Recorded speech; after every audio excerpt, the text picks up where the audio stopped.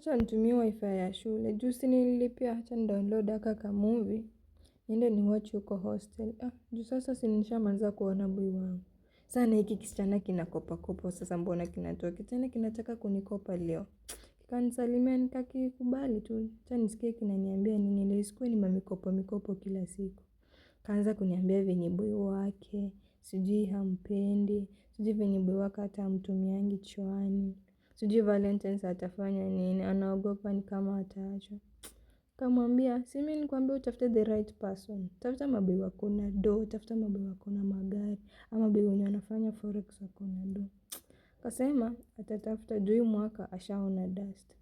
Mimi nikamwambia mimi niko sawa siku hizi kwanza nilipata boy mwingine hapa ako majuu mzungu. Anatumianga dollars na ana download na PayPal zinaingia M-Pesa. Akaniomba tu so nikamwambia weka namba nikutumie. Ndio huyu sasa akaweka namba. Nikamtumia 200.